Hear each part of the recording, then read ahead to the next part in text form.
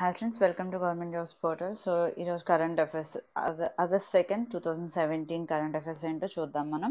So let's get started. So first national affairs, national wide ఏం జరిగినాయో చూద్దాము. The union government launches portal ఈ Rashtriya Kisan agri మండి అనే ఒక ఈ పోర్టల్ని స్టార్ట్ చేశారు యూనియన్ గవర్నమెంట్. ఎందుకు? To provide a platform to cell agriculture produce, agriculture ద్వారా వచ్చిన ప్రొడక్ట్స్ అన్నిటిని అమ్మడానికి, ఆన్లైన్ ద్వారా అమ్మడం కోసం అని ఈ ప్లాట్ఫామ్ని లాంచ్ చేశారు. దీని ద్వారా ఏంటంటే ఫార్మర్స్ వాళ్ళకు ఉన్న గూడ్స్ని ఒక రీటైల్ షాప్ దగ్గరికి వెళ్ళి ఆన్లైన్లో వేరే వాళ్ళకి అమ్మచ్చు. వాళ్ళకి ఆన్లైన్ పేమెంట్ అనేది జరుగుతుంది, వాళ్ళ అకౌంట్లో మనీ అనేది పడుతుంది. సో అందుకని ఈ పోర్టల్ని లాంచ్ చేశారు. ఏం పోర్టల్ అది? ఈ రాష్ట్రీయ కిసాన్ అగ్రి మండి. సో దీన్ని ఎవరు లాంచ్ చేశారు? రామ్ విలాస్ పాస్వాన్ అండ్ చౌదరి బీరేంద్ర సింగ్, వీళ్ళిద్దరూ కలిసి ఈ పోర్టల్ని లాంచ్ చేశారు. రామ్ విలాస్ పాస్వాన్ ఎవరు? Food and consumer affairs minister. And Chaudhary Birendra Singh ఎవరు? Steel minister of steel. ఎక్కడ లాంచ్ చేశారు? ఇన్ న్యూఢిల్లీ. నెక్స్ట్, దీని షార్ట్ ఫామ్ ఎలా రాశారు చూసారా? రాష్ట్రీయ దాంట్లో నుంచి RA, Kisan K, agri A, Mandi M. ఈ రకం is the first of its kind initiative that leverages technology to connect farmers of the smallest villages to the biggest markets of the world through internet ద్వారా వాళ్ళ ప్లేస్లోనే ఉండి వాళ్ళ goods అనేది ఎక్కడికైనా ఎవరికైనా అమ్మడానికి ఈ పోర్టల్ అనేది యూజ్ అవుతుంది. ఈ రకం ఎక్కడ లాంచ్ చేశారు? ఢిల్లీలో. ఎవరు లాంచ్ చేశారు? రామ్ విలాస్ పాస్వాన్ అండ్ చౌదరి బీరేంద్ర సింగ్. ఎందుకు లాంచ్ చేశారంటే వాళ్ళ గూడ్స్ని ఎక్కడికైనా అమ్మడం కోసం, ఆన్లైన్ ద్వారా వాళ్ళ గూడ్స్ అమ్మడం కోసం, ఫార్మర్స్ వాళ్ళ గూడ్స్ అమ్మడం కోసం. Next, government constitutes committee of experts to identify key data protection issues. ఇప్పుడు మనం అన్ని ఆన్లైన్ ద్వారానే పే చేస్తున్నాం. ఏమన్నా ఆన్లైన్ షాపింగ్ కానీ లేదంటే బ్యాంక్ ట్రాన్సాక్షన్స్ కానీ ఇవన్నీ మనకి ఆన్లైన్ ద్వారానే జరుగుతున్నాయి. సో అలాంటి కండిషన్లో మన డేటా అనేది చాలా ప్రొటెక్టివ్గా ఉండాలి, చాలా సేఫ్గా ఉండాలి. అలాంటి వాటి గురించి, ఆ ఇష్యూస్ అన్నిటి గురించి స్టడీ చేయడానికి ఒక కమిటీని ఎస్టాబ్లిష్ చేశారు. Government constitutes committee of experts to identify key data protection issues. ఎక్కువగా మనం ఇప్పుడు అంతా డిజిటలైజేషన్ అయింది కాబట్టి, డిజిటల్ ఇండియాలో ఉన్నాం కాబట్టి, సో అలాంటి డిజిటలైజేషన్కి సంబంధించిన బ్యాంకింగ్ కానీ ఆన్లైన్ పేమెంట్స్ కానీ ఇవన్నిటికి ఎంత ప్రొటెక్టివ్గా ఉన్నాయి, అవి ప్రొటెక్టివ్గా ఉండడానికి ఎలాంటి చర్యలు తీసుకోవాలి అనే వాటి గురించి ఒక కమిటీని స్టార్ట్ చేశారు. ఎందుకు? To study identify key data protection issues and recommend methods for addressing them. So ఈ కమిటీకి చైర్మన్ ఎవరు? బిఎన్ శ్రీకృష్ణ. చైర్మన్ ఎవరు? బిఎన్ శ్రీకృష్ణ. ఈయన సుప్రీంకోర్టు ఫార్మర్ జడ్జ్ అనమాట. అండ్ ఈ కమిటీ వాళ్ళు ఏం చేస్తారంటే డేటా ప్రొటెక్షన్ బిల్ గురించి కొన్ని సూచనలు అనేవి చేస్తారు. ఎందుకు మనం ఈ డేటా అనేది ప్రొటెక్ట్ చేసుకోవాలి? ఎందుకంటే ఆన్లైన్ పేమెంట్స్ అనేవి, మన ఆన్లైన్ ట్రాన్సాక్షన్స్ అనేవి జరుగుతున్నాయి కాబట్టి ఎవరన్నా హ్యాకర్స్ కానీ ఎవరన్నా ఆన్లైన్ ఫ్రాడ్స్ ఏమన్నా జరగకుండా ఉండడం కోసం ఇలాంటివి ఈ కమిటీని ఎస్టాబ్లిష్ చేశారు. వాటిని ఎలా గెట్ రిడ్ అవ్వాలి, వాటి నుంచి బయటకు ఎలా రావాలి, ఎలాంటి జాగ్రత్తలు తీసుకోవాలి అనే వాటి గురించి ఈ కమిటీని ఎస్టాబ్లిష్ చేశారు. సో ఇక్కడ మెయిన్ ఇష్యూ ఏంటంటే ఆ కమిటీకి చైర్మన్ ఎవరు? బిఎన్ శ్రీకృష్ణ. సో ఇది ఇంకేమేమి సజెస్ట్ చేస్తుంది ఈ కమిటీ? డేటా ప్రొటెక్షన్ బిల్ కూడా కొంచెం తయారు చేస్తుంది. నెక్స్ట్, ఎందుకు? డిజిటల్ ఎకానమీలో ఉన్నాం కాబట్టి మన కంట్రీ, సో దానికి ఉపయోగపడడం కోసం. Next, government approves establishment of PG institutes for research in yoga at Nagamangala and Jhajjar. So already మన యోగా అనేది చాలా, మోడీ గవర్నమెంట్ వచ్చిన కాడి నుంచి యోగా గురించి ఎక్కువ మనకి వినపడుతూ ఉంది. సో ఈ యోగాని ఒక పీజీ లెవెల్లో ఒక కోర్స్ కింద స్టార్ట్ చేయడం కోసం రీసెర్చ్ ఇన్స్టిట్యూట్స్ అనేవి స్టార్ట్ చేయబోతున్నారు. గవర్నమెంట్ అవి పెట్టడానికి అప్రూవల్ అనేది ఇచ్చింది. So institute for research in yoga and naturopathy at Nagamangala in Karnataka and Jhajjar in Haryana. హర్యానాలో ఒకటి, కర్ణాటకలో ఒకటి పెట్టబోతున్నారు. సో అండ్ ఈ కౌన్సిల్ ఈ పీజీ ఇన్స్టిట్యూట్స్ని ఎస్టాబ్లిష్ చేస్తుంది. ఏమేంటి? Autonomous research body. ఏంటిది అది? Central council for research in yoga and naturopathy. ఇది autonomous body is working under the ministry of AYUSH as the apex body for research and education in the field of yoga and naturopathy. ఈ సిసిఆర్వైఎన్ ఈ abbreviation important. సిసిఆర్వైఎన్ అంటే ఏంటి? Central council for research in yoga and naturopathy. అది and ministry of ఆయుష్ రెండు combine అయ్యి ఈ research ఇన్స్టిట్యూట్స్ని establish చేయబోతున్నాయి. Already Rohini అనే ప్లేస్లో, ఢిల్లీలో ఉన్న రోహిణి అనే ప్లేస్లో ఆల్రెడీ ఒక సెంట్రల్ రీసెర్చ్ ఇన్స్టిట్యూట్ అనేది పెట్టారు. ఇంకా 5 పెట్టాలని చూస్తున్నారు. సో ఆ 5 వీటిలో ఈ 2 శాంక్షన్ అయ్యాయి. Next, Jharkhand cabinet approves religious freedom bill 2017. Jharkhand religious freedom bill అనే దాన్ని అప్రూవ్ చేసింది జార్ఖండ్ ప్రభుత్వం. అసలు ఈ రిలీజియస్ ఫ్రీడమ్ బిల్ అంటే ఏంటి? రిలీజియస్ ఫ్రీడమ్ బిల్ అంటే ఏంటంటే, ఎవరినైనా కానీ మనీ పరంగా కానీ లేదంటే వాళ్ళకి ఏమైనా బెనిఫిట్ జరుగుతుందని కానీ మత మార్పులు చేయకూడదు. అలా చేస్తే కనుక నాన్ బెయిలబుల్ క్రిమినల్ కేసు అవుతుంది. సో ఈ బిల్ ద్వారా అది జరుగుతుంది అనమాట.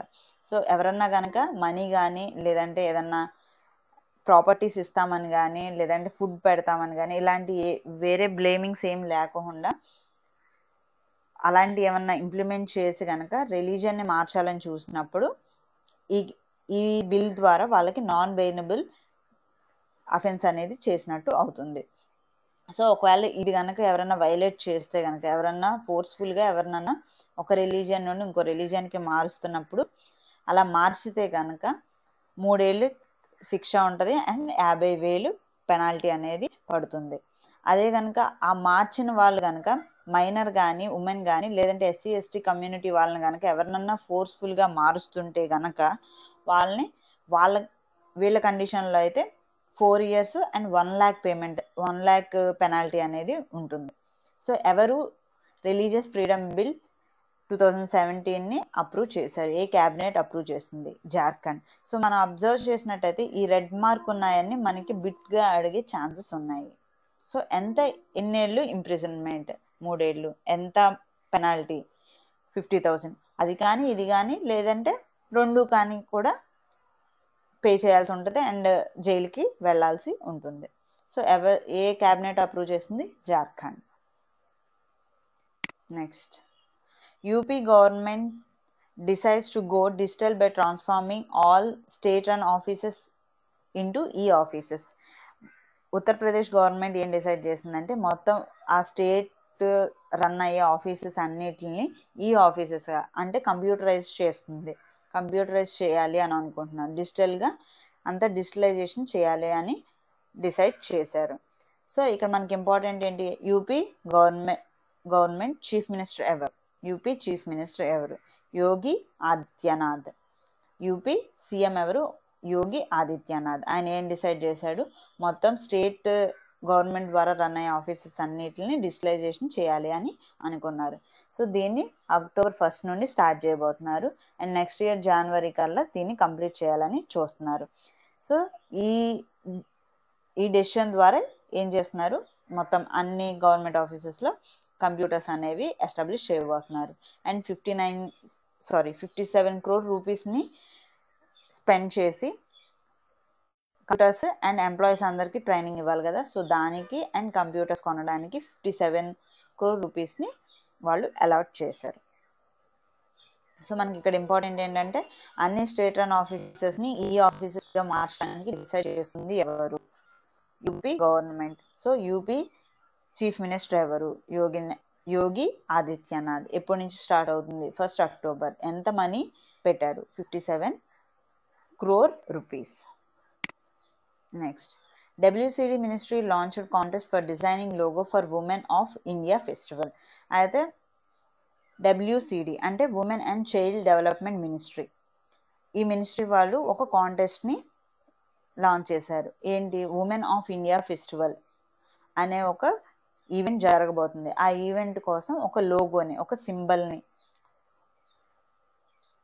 డిజైన్ చేయడం కోసం అని ఒక కాంటెస్ట్ని లాంచ్ చేశారు.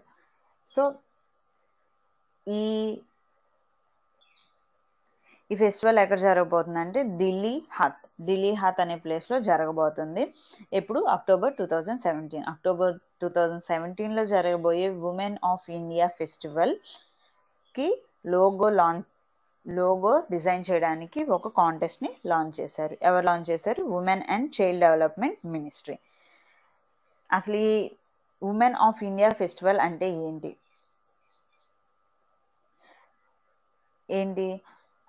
ఉమెన్ పండించిన ఆర్గానిక్ ప్రొడక్ట్స్, అంటే ఇంటి దగ్గర చేసిన పనులు కానీ, లేదంటే ఇంటి దగ్గర ఏమైనా ప్రొడక్ట్స్ తయారు చేసినవి కానీ, వాటిలన్నిటిని అక్కడ డిస్ప్లే చేస్తారు, వాటిని అక్కడ ప్రదర్శిస్తారు. అదే women of India festival. The Women of India Festival offers the biggest selection of organic products prepared or grown by women. Women తయారు చేసిన ఈ వస్తువులన్నింటిని అక్కడ ప్రదర్శిస్తారు. సో ఈ ఈవెంట్ మొత్తం ఆర్గనైజ్ చేసేది ఏంటంటే WCD, women and child development ministry. So ఈ మినిస్ట్రీకి మినిస్టర్ ఎవరు? మేనకా గాంధీ. సో ఇక్కడ మనకు మెయిన్ విషయాలు ఏంటంటే ఉమెన్ ఆఫ్ ఇండియా ఫెస్టివల్ ఎక్కడ జరగబోతుంది? ఢిల్లీ హాత్లో జరగబోతుంది. ఎప్పుడు జరగబోతుంది? అక్టోబర్ 2017. అసలు ఈ ఫెస్టివల్ మెయిన్ థీమ్ ఏంటి? ఆర్గానిక్ ప్రొడక్ట్స్, ఉమెన్ తయారు చేసిన ఆర్గానిక్ ప్రొడక్ట్స్ కానీ, వాళ్ళు పెంచిన ఆర్గానిక్ ప్రొడక్ట్స్ కానీ అక్కడ డిస్ప్లే అనేది చేస్తారు. ఈ మొత్తం ఈవెంట్ని ఆర్గనైజ్ చేసేది WCD మినిస్ట్రీ. ఈ మినిస్ట్రీకి మినిస్టర్ ఎవరు? Maneka Gandhi. Next, so obituaries. ఇక్కడ ఎవరైతే చనిపోయారు, అంటే రీసెంట్గా చనిపోయిన వాళ్ళ గురించి మనం ఆబ్యూచరీస్లో చెప్పుకుంటాము. సో ఈ ఆబ్యూచరీస్లో రీసెంట్గా ఎవరు చనిపోయారంటే former union minister Santosh Mohan Dev. First time Manmohan Singh గారు పిఎం అయినప్పుడు heavy industries and public enterprises మినిస్టర్గా వ్యవహరించిన సంతోష్ మోహన్ దేవ్ అని ఆయన చనిపోయారు. ఈయన 7 times ఎంపీగా, మెంబర్ ఆఫ్ పార్లమెంట్గా ఎలెక్ట్ అయ్యారు. ఎక్కడ చనిపోయారు అంటే సిల్చార్, అస్సాంలో చనిపోయారు. ఈయన కాంగ్రెస్ మినిస్టర్. ఆబ్వియస్గా మన్మోహన్ సింగ్ గారి గవర్నమెంట్లో ఉన్నారు అని అంటే ఆయన ఒక Congress minister.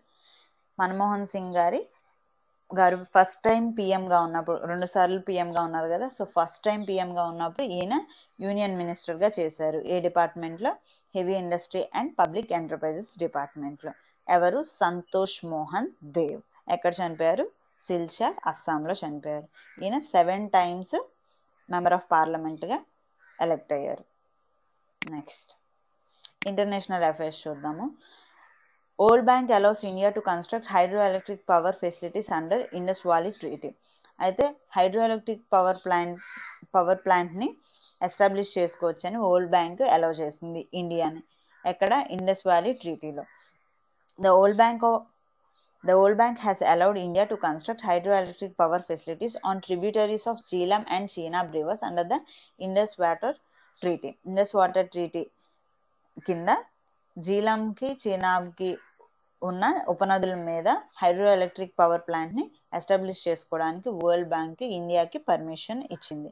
Already Pakistan oppose చేసింది. ఇండియా జమ్మూ కాశ్మీర్లో ఇండియా హైడ్రాలిక్ పవర్ ప్లాంట్స్ని ఎస్టాబ్లిష్ చేస్తున్నప్పుడు పాకిస్తాన్ అనేది అపోజ్ చేసింది. కిషన్ గంగా అండ్ రాట్లే అనే hydro electric power plants Jammu and కాశ్మీర్లో ఇండియా కడుతున్నప్పుడు పాకిస్తాన్ అపోజ్ చేసింది. And India is permitted to construct hydroelectric power facilities on these rivers subjected to specified constraints. కొన్ని విధానాలని అవలంబిస్తూ ఇండియా అనేది ఈ హైడ్రాలిక్ పవర్ ఫెసిలిటీస్ని యూజ్ చేసుకోవడానికి అనుమతి లభించింది. నెక్స్ట్, బ్యాంకింగ్ అండ్ ఫైనాన్స్లో ఇప్పుడు ఏంటంటే ఎయిర్టెల్ పేమెంట్ బ్యాంక్స్, చాలా పేమెంట్ బ్యాంక్స్ వచ్చాయి కదా, సో దాంట్లో ఎయిర్టెల్ పేమెంట్స్ బ్యాంక్స్ హెచ్పిసిఎల్తో టైఅప్ అయింది. ఏటీఎం సర్వీసెస్ కోసం ఎయిర్టెల్ పేమెంట్ బ్యాంక్స్ హెచ్పిసిఎల్తో టైఅప్ అయ్యాయి. ఇది ఎందుకు అంటే to give the further Boost to digital payments in the country and to add to customer convenience, కస్టమర్స్కి కన్వీనియంట్గా ఉండడం కోసం. అండ్ అలాగే డిజిటల్ పేమెంట్స్ అనేవి అంటే ఆన్లైన్ ట్రాన్సాక్షన్స్ అనేవి జరుగుతున్నాయి. మనీ లేకుండా మనం ట్రాన్సాక్షన్స్ అనేవి చేస్తున్నాం కాబట్టి వాటిని ఇంకా ఉన్నతికి ఇంకా ఫార్వర్డ్ చేయడం కోసం ఈ ఎయిర్టెల్ పేమెంట్స్ బ్యాంక్ హెచ్పిసిఎల్తో టైఅప్ అయ్యింది. సో ఇప్పుడు హెచ్పిసిఎల్ ఫ్యూయల్ స్టేషన్స్ ఉన్నాయి, హిందుస్థాన్ పెట్రోలియం కార్పొరేషన్ లిమిటెడ్. వీళ్ళ ఫ్యూయల్ స్టేషన్స్ దాదాపుగా 14,000 ఉన్నాయి. ఇవన్నిటి దగ్గర కూడా మనం ఎయిర్టెల్ పేమెంట్ బ్యాంక్స్ ఎలాంటి సౌకర్యాలు ఇస్తుందో అవన్నీ ఆ ఫ్యూయల్ స్టేషన్స్ దగ్గర కూడా అంటే పెట్రోల్ బంక్స్ దగ్గర కూడా వాటిని మనం యూజ్ చేసుకోవచ్చు. ఏమేమి ఫెసిలిటీస్ ఉంటాయంటే ఓపెనింగ్ న్యూ అకౌంట్ అక్కడ ఓపెన్ చేసుకోవచ్చు. Make cash deposits, cash deposit చేయొచ్చు అండ్ విత్డ్రా చేయొచ్చు, వేరే వాళ్ళకి ట్రాన్స్ఫర్ కూడా చేయొచ్చు.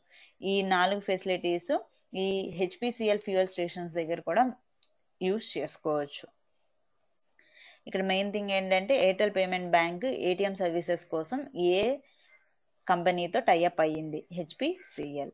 ఎలాంటి ట్రాన్సాక్షన్స్ చేయొచ్చు, కొత్త అకౌంట్ ఓపెన్ చేయొచ్చు, క్యాష్ డిపాజిట్ చేయొచ్చు, క్యాష్ విత్డ్రాల్ చేయొచ్చు అండ్ క్యాష్ ట్రాన్స్ఫర్ చేయొచ్చు. Next, reserve bank to announce it's third by-monthly policy review. Reserve bank రీసెంట్గా థర్డ్ బై-మంత్లీ పాలసీ రివ్యూని ఇచ్చింది.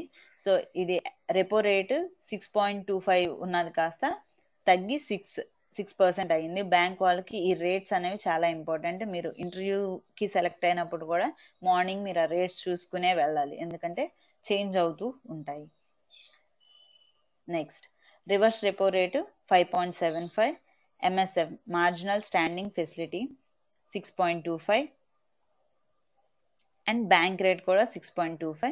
క్యాష్ రిజర్వ్ రేషియో సిఆర్ఆర్ మారలేదు, 4% ఉంది. నెక్స్ట్, స్పోర్ట్స్లోకి వెళ్తే వీర్ దేవ్ గులియా వెస్లింగ్ అంటే మల్లయుద్ధంలో బ్రాంజ్ గెలుచుకున్నాడు. దేంట్లో జూనియర్ వరల్డ్ వెస్లింగ్లో Veer Dev Gulia wins bronze in junior world wrestling. ఎక్కడ జరిగింది, టాంపేర్ ఇన్ ఫిన్లాండ్లో ఉన్న టాంపేర్లో జరిగింది. ఏ కేటగిరీలో గెలుచుకున్నాడు, మెన్స్ 74 kg ఫ్రీ స్టైల్ కేటగిరీలో గెలుచుకున్నాడు. ఎవరి మీద గెలిచాడు, యమసాకి యాజురో ఆఫ్ జపాన్ అతను యమసాకి యాజురో అతని మీద గెలిచి బ్రాంజ్ గెలుచుకున్నాడు. సో మీకు వీడియో కనుక నచ్చినట్టయితే లైక్ చేయండి అండ్ మోస్ట్ ఇంపార్టెంట్ థింగ్ మా ఛానల్కి సబ్స్క్రైబ్ చేయండి. ఏమైనా డౌట్స్ ఉంటే కామెంట్ చేయండి అండ్ మీ ఫ్రెండ్స్ అందరికీ షేర్ చేయండి. Thank you for watching and bye.